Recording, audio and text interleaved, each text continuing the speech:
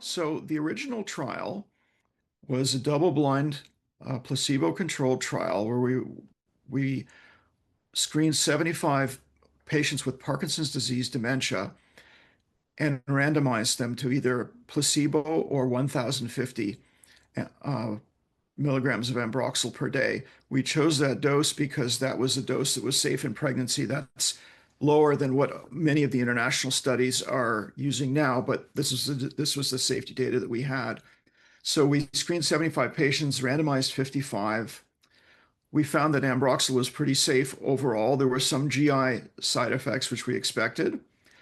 And unfortunately, our primary outcome was something called the ADAS-Cog, which is quite a complicated cognitive scale. And what we found is the patients were very heterogeneous. They are all completely different entering the trial. And we had an enormous placebo effect with some patients on placebo gaining 10 points on an ADAS-Cog. And that's just something that never happens in the clinic. So overall, we didn't see a benefit in the ADAS-Cog. There were a small number of patients with GBA1 mutations, and they appeared to do better. Now, again, this is only like 4 patients, so you have to be very careful drawing conclusions from that. But that was encouraging.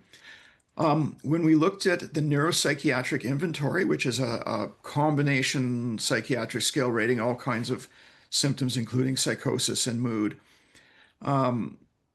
what we found was the placebo patients got clearly worse in the initial trial, and there was a difference in the NPI between treated and control of almost 6 points, which is a huge clinically significant change. So that was just missed statistical significance, but it looks like a really encouraging response. And we had approval in a biomarker, plasma biomarker called GFAP, which again appeared better in the treated patients.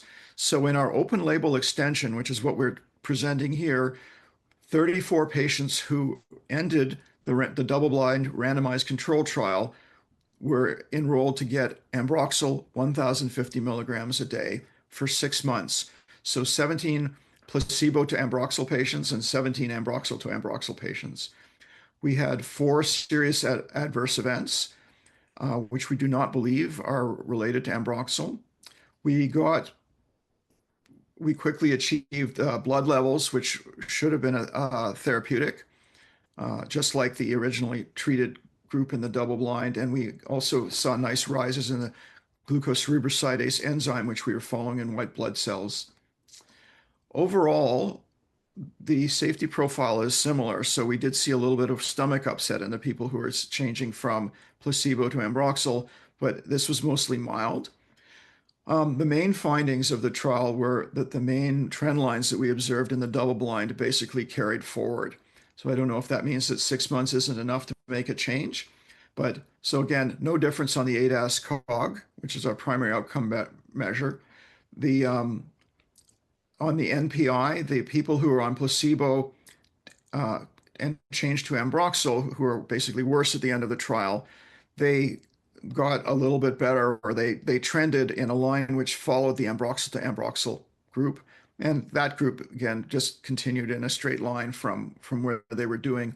Again, so the patients with GBA1 mutations, which is, again, a very small number, did better on the ADAS-Cog and the neuropsychiatric inventory. So again, this is encouraging. This is a very, very small number, so we have to be careful with what we conclude.